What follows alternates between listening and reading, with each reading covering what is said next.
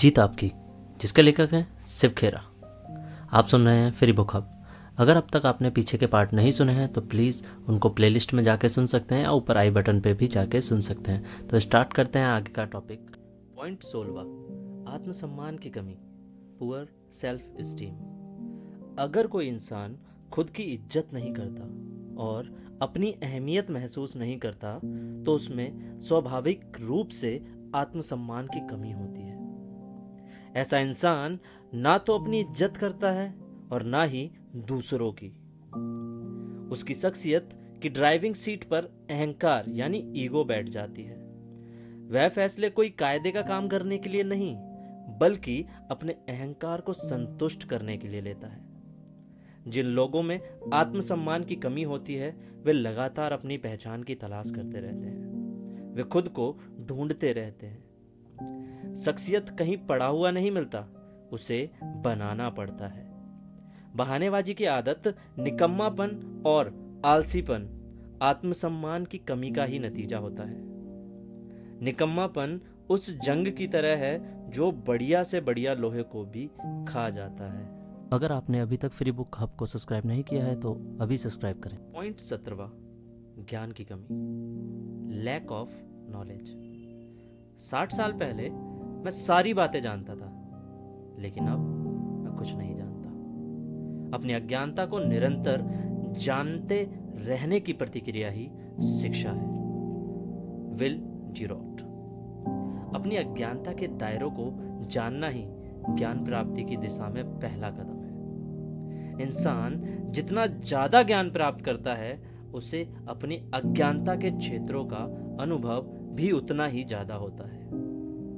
अगर कोई इंसान यह समझता है कि उसे सब मालूम है, तो उसे सीखने की सबसे ज्यादा जरूरत है।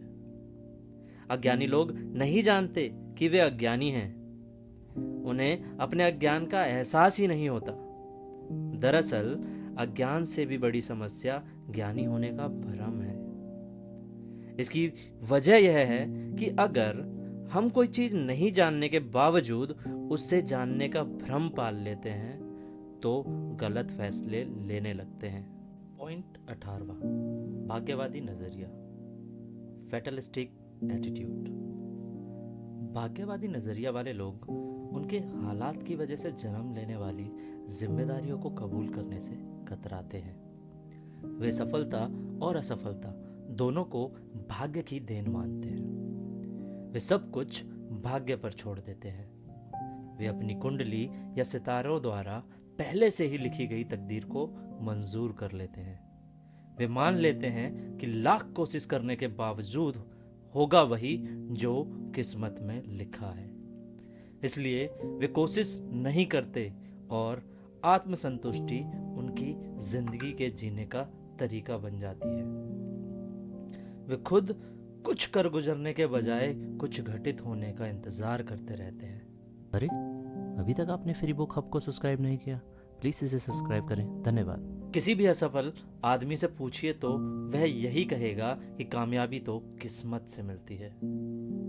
कमजोर दिमाग वाले लोग तकदीर बताने वालों, कुंडली देखने वालों और खुद को अवतारी पुरुष घोषित करने वालों के चक्कर में आसानी से आ जाते हैं, जबकि कई बार ऐसे लोग केवल पाखंड कर रहे होते हैं।